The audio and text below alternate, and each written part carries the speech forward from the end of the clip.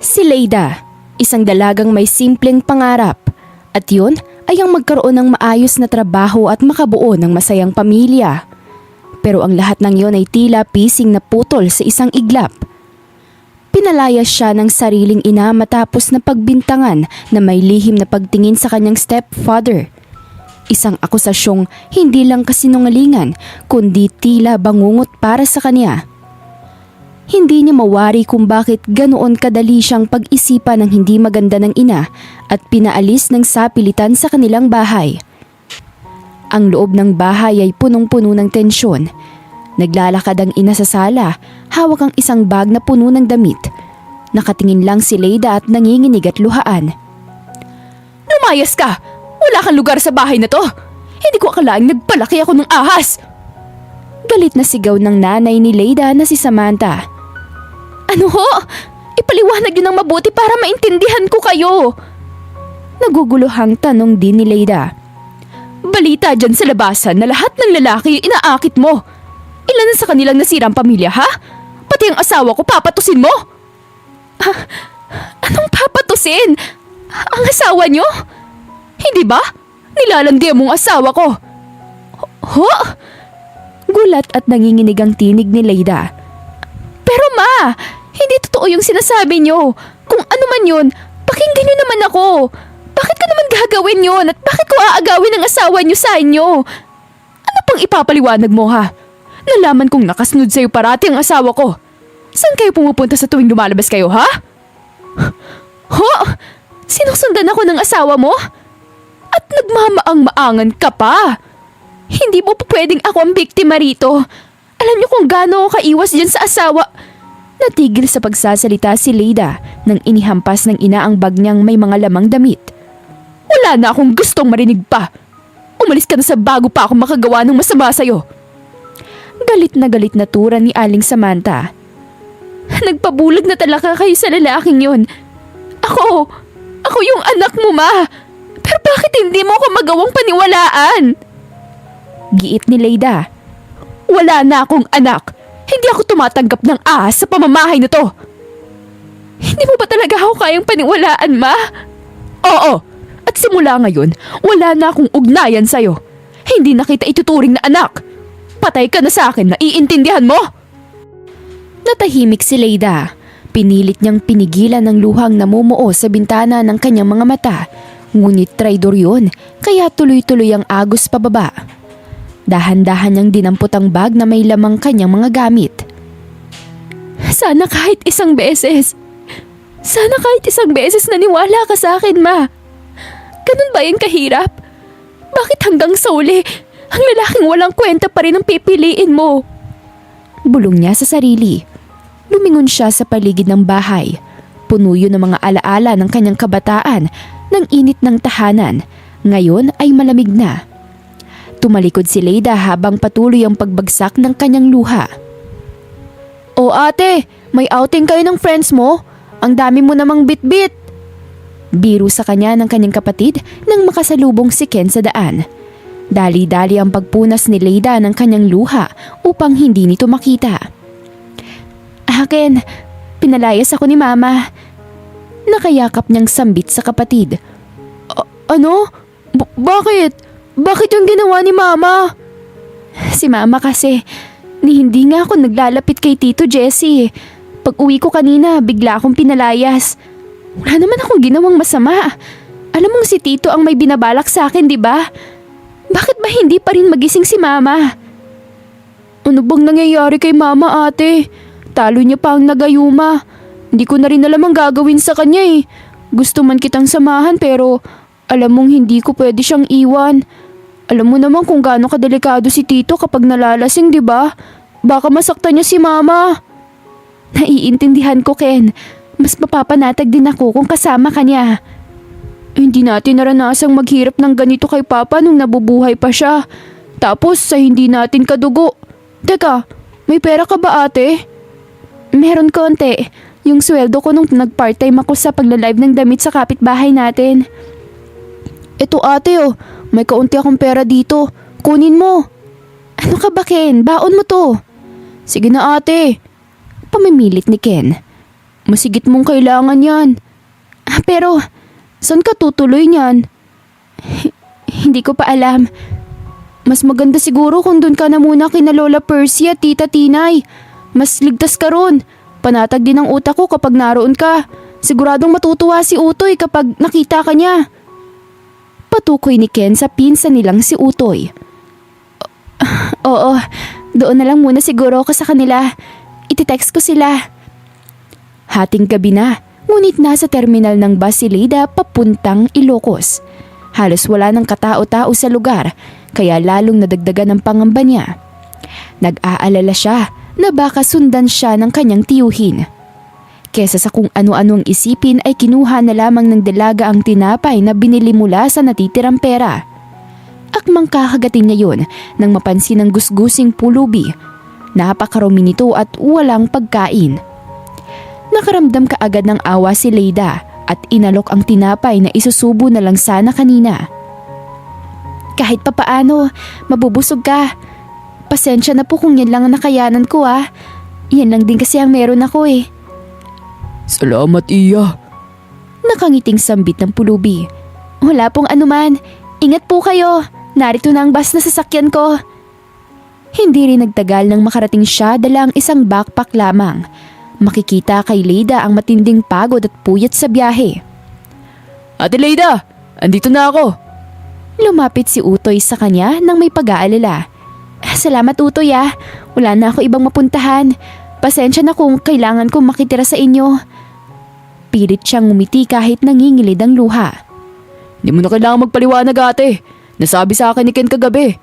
Ano bang nangyayari sa mama niyo, ate? Hindi naman siya ganyan dati Napayuko ang dalaga bago magsalita. Pinalayas ako, Toy. Akala ni Mama may gusto ako sa asawa niya. Diyos ko, wala akong ginawang masama, no? Ang asawa niya tong may kasalanan.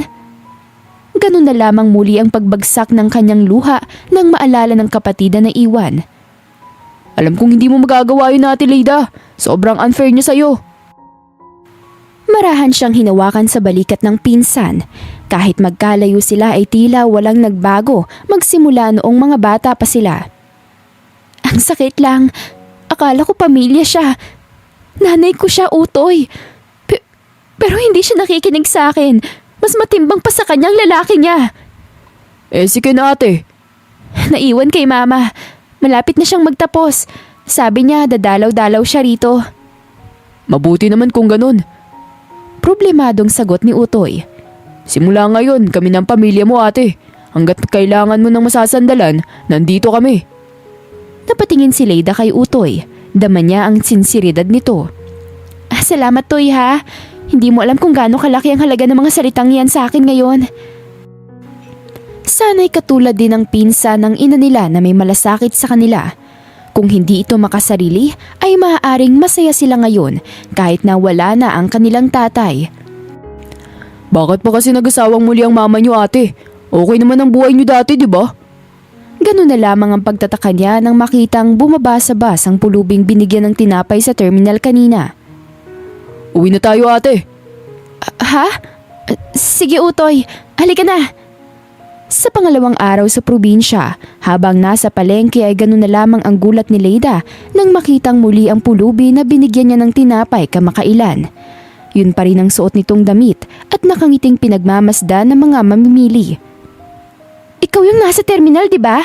Natatandaan kita. Kumusta ka? Gulat niya pa ring turan sa kangumiti.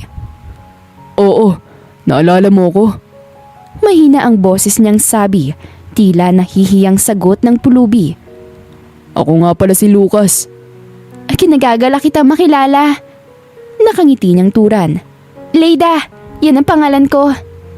Ako rin. Akala ko talaga nakalimutan mo na ako. Nahihiyang turan ng pulubi. Hindi kita malilimutan. Mangilan-lingilan lang tayo dun Tapos, iisa ako lang pulubi. Pareho silang natawa sa biro nitong iyon bago niya iabot ang isang mainit na bibingka. Oh, tikman mo to, Lucas. Mainit-init pa. Masarap yan lalo na sa ganitong panahon. Makikitang nag-aalangan si Lucas sa pagtanggap. Sigurado ka? Nakakahiya naman. Oo nga, sa'yo yan. Maraming salamat. Ano ka ba? Bakit ka nahihiya sa akin? Umupo sa tabi ng pulubi si Leida bago nginitian ito. Oh, salamat dito. Oh, dahan-dahan lang. Hetong tubig oh. Hindi ko pa naman to naiinuman. Teka, paano palang nakarating ka rito? Sumakay ako ng bus. Kinausap ko ang kaibigan kong konduktor. Sabi ko mamamasyal ako dito. Ayun, at nakasakay ka ng libre. Lagi mo ba itong ginagawa? Minsan, pag sinasama ako ng konduktor o driver ng biyahe nila, sumasabay ako. Pag sawa na ako, punta lang ako sa terminal at sasakay ako pabalik Maynila. Ang swerte mo naman. Mabuti na lang at mababait ang mga driver ng bus dito. Gulat na napatingin sa kanya si Lucas. Bihira ako makatagpo ng taong tulad mo. Lahat iniiwasan ako. Pero ikaw, hindi mo lang ako pinansin. Binigyan mo pa ako ng pagkain. 2 beses na ngayon. May problema ka ba, Lucas? May gusto ka bang ikwento? Tanong ni Leida nang may pag-aalala. Napansin kitang nakangiti pero mukha ka malungkot. Hindi ka agad nagsalita si Lucas. Tinitigan ito pansamantalang hawak na bibingka. Marami. Pero ngayon, sapat na muna tong mainit na bibingka at mabuting usapan. Natuwa ang dalaga sa sinagot ng estranghero. Kahit na magulo ang buhok nito at malago ang balbas, ay nakikita ng dalaga ang kabutihan ng kalooban nito sa kanyang mga mata. Lagi ka bang naglalagi dito sa palengke?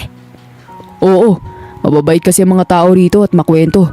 Marami akong natututunan habang nakikinig sa kwento ng buhay nila.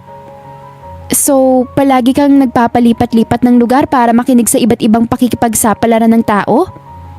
Oo, tapos minsan, binibigyan nila ako ng prutas o di kaya tinapay. Madami pa pala mga tao na may mas malaking suliranin. Oo nga, mapalad pa rin tayo. Nakangiting sagot ni Lucas. Sana man lang may makatulong sa mga taong kapuspalad ano? Marami namang tumutulong, pero mas marami lang nangangailangan. Totoo yan. Sagot ni Leida kasabay ng pagbuntong hininga niya. Huwag ka mag-alala, magiging maayos din ang lahat. Tiningnan ni Leida ang kausap habang sumusubo ng bibingka. Kulay brown ang mga mata nito at mahaba ang mga pilik mata. Ngumiti ito sa kanya. Napangiti din ang dalaga sa pulubi. May matutuluyan ka ba, Lucas?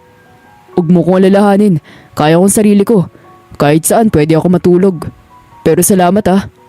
Kung kailangan mo ng trabaho, magtanong ka lang kung saan ang taniman ng mga luna. Doon ako nakatira. Luna apelido mo? Kaano-ano mo sinamanay, tinay at utoy? Kilala mo sila, Lucas? Ang galing naman! Pamangkin ako ni Tia Tinay at si Utoy naman ay ang pinsan ko. Kasama nilang mag-ina ang lola namin, si Lola Presi. Oo, kilala ko sila. Minsan kinukuha nila ako na mag-ani o di kaya ay magtanim ng palay at mais. Libreng pagkain at higaan na ang kabayaran ko. Pati sabon. Tuwang-tuwa na kwento ni Lucas na nakapagpangiti kay Leida. Nako, nakakatuwa naman. Kailangan namin ngayon na mag-aani ng palay. Baka gusto mo. Makikita ang tuwa kay Lucas, lalo na sa mga nangungusap nitong mga mata. O sige ba, gusto ko yan. Kahit ngayon, pwede na ako magsimula. Sige, teka, i-chat ko lang si Utoy. Sige ba? Ayun, oo daw. Sumama ka na raw sa akin ngayon na. Magkasabay na naglakad sina Leida at Lucas habang bitbit ang ilang pinamili ng dalaga mula sa palengke. Salamat ulit sa bibingka, Leida. Matagal-tagal na rin mula nang huli ako makatikim ng ganun. Walang anuman, Lucas. Masarap talaga yung gawang bibingka ni Aling Mercy. Suki kami ron ni Lola eh. Yan ang hinahanap-hanap ko kapag uuwi rito. Panandali ang natahimik si Lucas. Tila nag-iisip. Alam mo, sa dami ng taong nadadaanan ko nitong mga nakaraang buwan, ikaw lang ang tumingin sa akin na parang tao pa rin. At ang mga luna. Kasi tao ka naman talaga. Wala sa itsura ang halaga ng isang tao, Lucas. Minsan, mas bulsilak pa ang puso ng mga taong kapos sa buhay. Ganoon na lamang ang pagkakatingin ni Lucas sa kanya. Seryoso yun, ngunit makikita ang paghanga. May asawa ka na ba? Natawa si Leida sa biglaang banat ni Lucas. Ako? Wala pa, no? Grabe ka naman agad makatanong. Parang lighting round lang ah. Pasensya na. Natuwa lang kasi ako. Kasi bihira ako makasalubong ng taong gaya mo. Parang may liwanag ka. Parang walang problema, ganun. Tumigil si Leida sa paglalakad at ngumiti ng may pagkailang. Uy Lucas, baka nabubusog ka lang sa bibingka ha? Hindi, busog ako sa kabaitan mo. Natatawang muli si Leida. Yan ka na naman sa mga biro mo. Pagdating sa bahay ni Manay Tinay ay inabutan nila si Utoy na naguhugas ng kaldero sa labas. Kaagad na lumapit si Leida sa pinsan upang batiin. Utoy! Eto na si Lucas! Pwede na raw siyang magsimula ngayon. Ayos! Tara na kuya! Pag-aaya kaagad ni Utoy sa taniman. Bukas pa ang pag-aani pero pwede ka nang tumulong ngayon. May kukunin kaming sako ng palay sa kamalig. Game ako dyan. Salamat sa pagkakataon ha. Nakangiting tugon ni Lucas. O, sino yung kasama nyo? Bungad ni Manay Tinay mula sa kusina. Atiya, si Lucas po. Nakangiting sagot kaagad ni Leida. Oo, naalala ko na. Nakadalawang balik na siya dito sa atin. Ito ay pangatlo na. Abay kung may kamay sa trabaho, welcome yan dito. Basta matino at masipag, ayos tayo dyan. Sambit ni Manay Tinay nang nakangiti. Ngumiti si Lucas at yumuko bilang paggalang. Salamat po Tiya Tinay. Kumain ka na ba? Nag-aalalang tanong nito kay Lucas. Oo, binigyan ako ni Leida ng bibingka. Ganun ba? O siya, alam mo naman ang tulugan mo, di ba? Tabi ng kubo ni Mang Ben, matutuwa si Justin kapag nalaman niya nandito ka ulit. Ipapadala ko kay Utoy ang mga damit mo, tuwalya at... Tiningnan ni Manay Tinay ang sira-sirang pangyapak nito. At bagong tsinelas, magpapadala din ako ng sabon, toothpaste at toothbrush. Maraming salamat po Manay Tinay. Mamaya ka na magpasalamat. Maligo ka na at manghiram ka na lang ng pang-ahit at gunting kay Mang Ben. Ipapahatid ko rin ang pagkain yung tatlo ha. Tahimik ang paligid ng gabing iyon. Nakaupo ang dalaga sa bangko sa may gilid ng bahay habang si Utoy ay nagigitara. Medyo maalinsangan ng gabi at bilog ang buwan. Lumapit si Lucas na may dalang tasa ng salabat. Iba na ang itsura ni Lucas. Nakapag-ahit na at naligo na rin ito suot ang malinis na damit. Gusto mo? Wow, salabat! Ang bango! Ikaw gumawa? Hindi maitatago ang matinding pagkagulat kay Leida nang makita ang pagbabago sa pulubi na kausap lamang kanina. Uy! Naligo ko na pala Kuya Lucas. Balik pogi na naman tayo ngayon ah. Punarin ni Utoy nang makita ito. Hindi mo kasi sinabi na may maganda ka palang pinsan. Pagbibiro ni Lucas sa kanya at kinindatan pa siya. Ito, salabat. Wow, perfect! Salamat ah. Perfecto sa kamote natin. Samahan mo kami dito Kuya Lucas. Pag-aaya ni Utoy na nagpatuloy din sa paggigitara. Mahilig ka ba talaga sa mga simpleng bagay?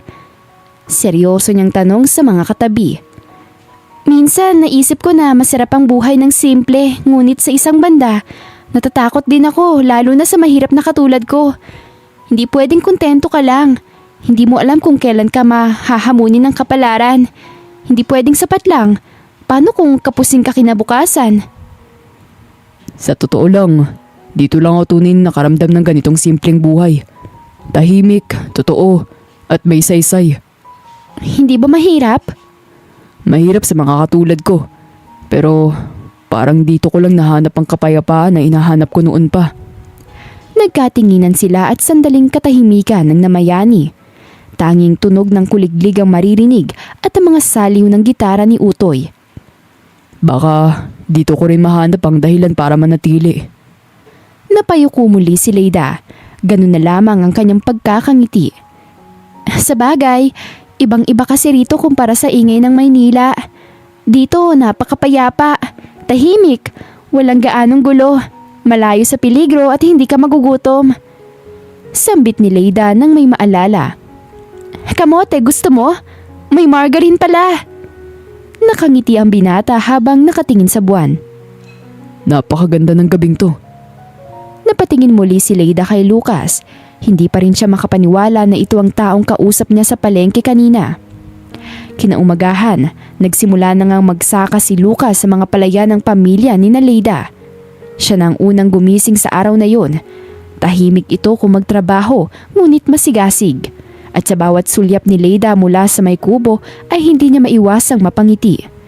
Ngunit kaagad ding naglaho ang ngiti ng dalaga nang maalala ang kapatid. Ano na kaya nangyari kay Ken? Ilalapag na sana niya ang kanyang mainit na kape nang makita niya si Lucas na nakaupo sa ilalim ng punong mangga. Pawisan pero ngumiti pa rin nang makita siya. Uy! Kape muna! Baka mapagod ka masyado! Kaagad na sumalubong ang ngiti nito nang iabot niya ang tasa. Salamat. Pero alam mo, Leida, nakakagulat.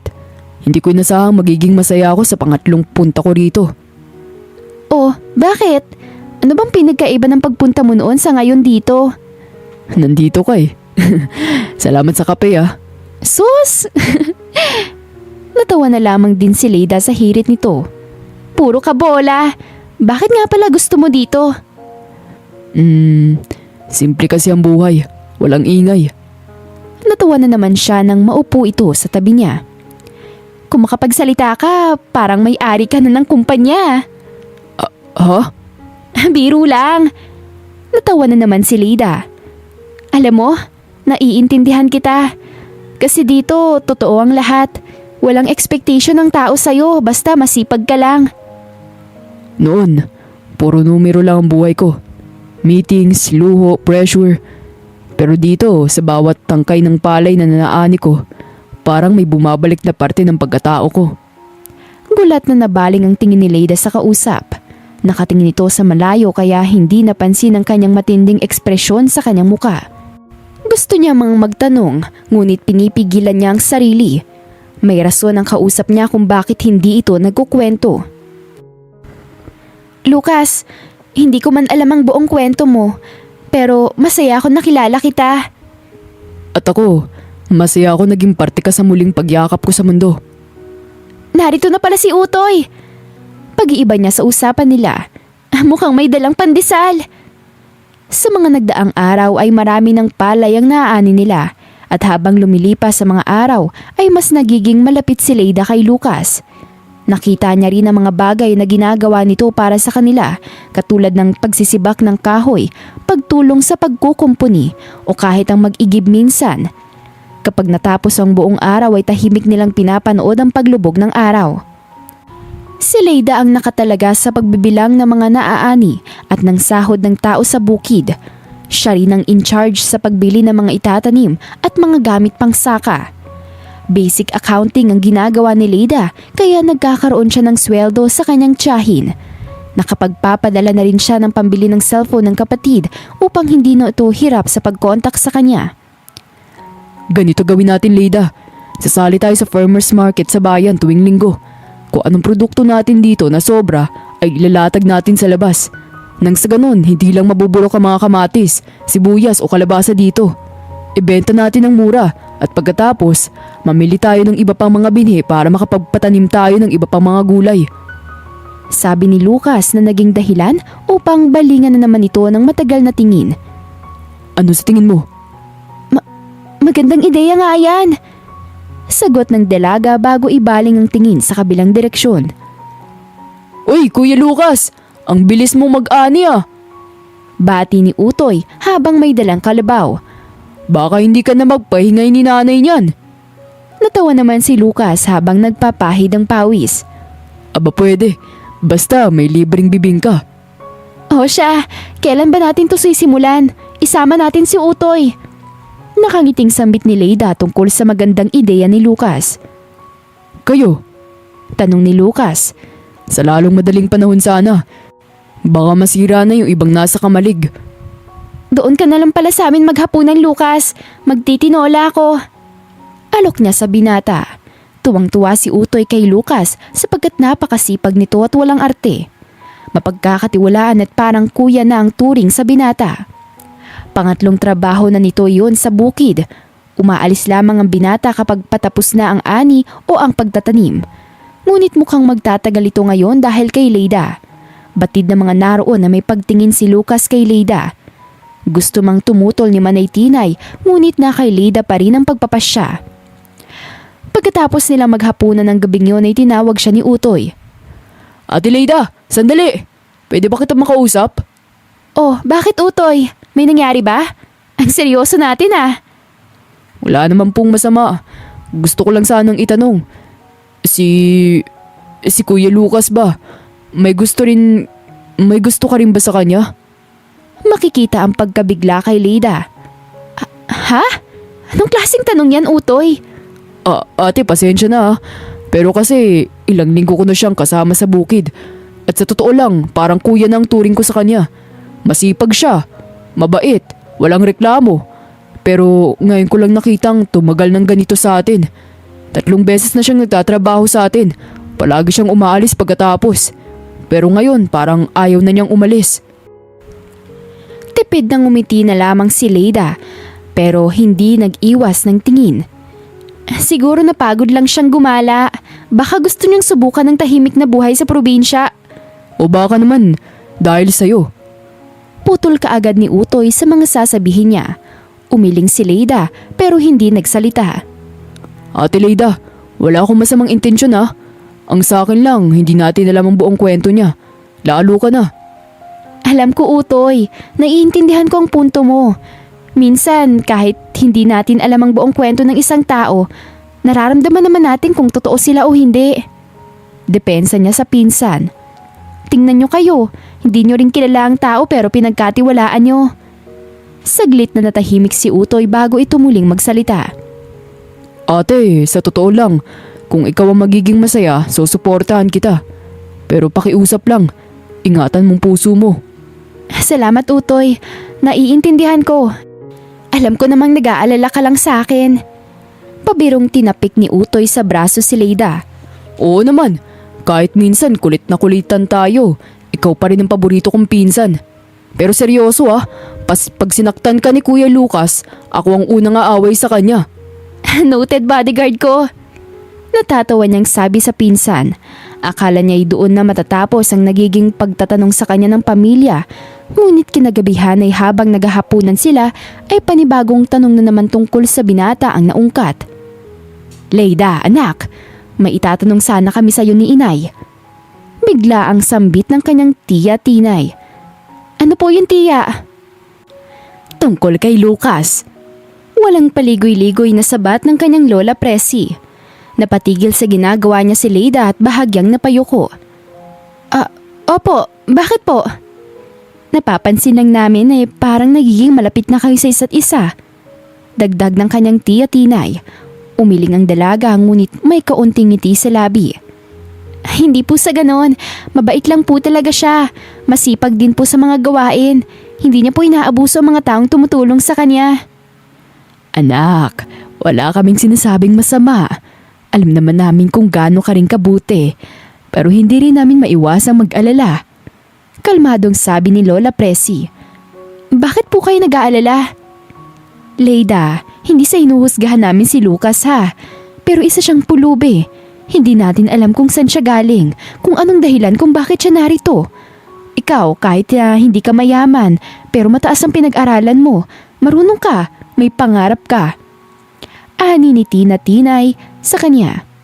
At higit sa lahat, apo, gusto ka naming protektahan. Naalala mo ba kung bakit ka narito sa amin? Opo Lola, hindi ko makakalimutan. Tila may bikig sa lalamunang sagot ni Leida. Nadamay ka sa selos, sa galit ng nanay mo. Ayaw naming maulit yun. Ayaw naming muli kang masaktan dahil lang sa pagmamahal sa maling tao.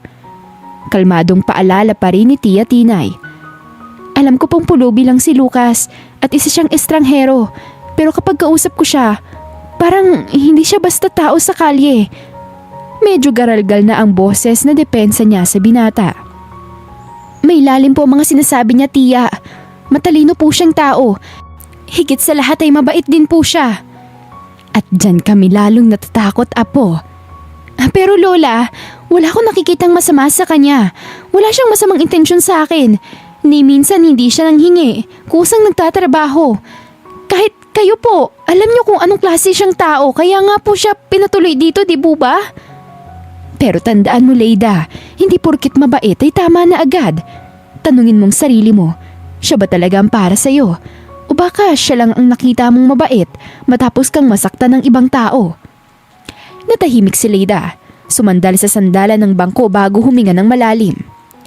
Hindi ko po alam, pero sigurado ko, sa lahat ng panahong akala ko wala nang natitirang matino sa mundo, siya ang unang nakita ko na sa tingin ko parang may halaga pa ako. Apo, kung saan ka man magiging masaya, susuportahan ka namin. Pero hindi ibig sabihin na hindi ka na namin paalalahanan. Sambit ni Lola Presi matapos na pisilin ang kanyang kamay. Oo't Leida, tama ang inay. Mahalin mo kung sinong sa tingin mong mahal mo. Pero wag mong kalimutang mahalin mo rin ang sarili mo. Wag mong hayaan na muling abusuhin ka o apihin. Kilalanin mo muna ng lubos. Maghintay ka, wag ka magpadalos-dalos. Opo tiya, Lola. Salamat po, hindi ko po kayo bibiguin. Nangangakong sagot ng dalaga. Ngayon, halika na apo, kain ka na. Hindi mabubusog ang puso kung walang laman ng tiyan. At huwag ka mag-alala, kahit anong mangyari ay nandito kami sa likod mo. Sa labas ng bahay, sa may tabi ng bintana, habang pauwi si Lucas sa kubo na tinitirahan ay hindi na sinasadyang marinig ang pag-uusap. Magpapatuloy na dapat siya sa paglalakad kung hindi lang narinig ang sariling pangalan sa usapan. Naipikit niya na lamang ang mga mata dahil sa narinig. Humihigpit ang hawak ng binata sa sako na dala. Hindi siya galit pero nasasaktan siya. Tama ang mga ito. Wala ngang kasiguruduhan ang kinabukasan ng dalaga sa kanya. Napatingala ang binata sa kalangitan. Pumasok sa isipan niya ang itsura ni Leida habang nakangiti sa kanya. Simpleng ngiti pero puno ng pag-unawa at tiwala. Biglang nanikip ang dibdib ni Lucas. Totoo ba? Baka hindi siya talaga ang gusto ni Leida. Bago pa man tuluyan pang masaktan ay tahimik siyang naglakad papalayo at dala ang sako. Ngunit mas mabigat ang daladala niya sa dibdib kaysa sa nakasampay sa kanyang balikat. Lucas? Napalingon ang binata nang marinig ang pangalan niya. May dala itong kumot at mainit na tsaa. Patungo ito sa tagpuan nila tuwing gustong pagmasda ng buwan ng magkasama. Pinilit ngumiti ni Lucas nang batiin ng dalaga. Leida, gabi na. Hindi ka pa natutulog? Hinahanap kita. Naalala ko, hindi ka nga pala nabigyan ng bagong kumot. Bati nito sa kanya bago iabot ang tsaa. Mainit pa. Alam kong pagod ka. Salamat. Sus, eto naman. Mabait ka rin naman sa mga tao. Kita mo? Noon pa man paborito ka na ni Natiyang. Bakit? Bakit ganyan ka makatingin? Pero pulubi lang ako, Leida. Wala akong mayalok sa'yo. Hindi mo alam kung sino talaga ako. Ganun ba kasama ang kailangan kong malaman kaya wala kang sinasabing kahit na ano? Ganun na lamang ang matagal na pagkakatitig ni Lucas kay Leida. Bakas ang pag-aalinlangan dito. Baka kapag nalaman mo, hindi mo na ako tingnan katulad ngayon. Ayaw mo bang subukan? Kasi malay mo mas lalo kitang maintindihan. Hindi ako katulad ng iba, Lucas. Pinalayas ako ng nanay ko dahil akala niya inaakit ko ang bago niyang asawa. Hindi ako nabigyan ng pagkakataong patunayan ng sarili ko. At kahit na nasasaktan ako, pinili kong hindi mawala ng tiwala sa kabutihan. Tahimik si Lucas. Kita sa mga mata niya ang paghanga at unti-unting pagbagsak ng luhang pinipigilan sa mahabang panahon. Kung ganun, baka ikaw nga ang dahilan kung bakit ako nandito. Mahinang tinig niyang sabi. Lucas,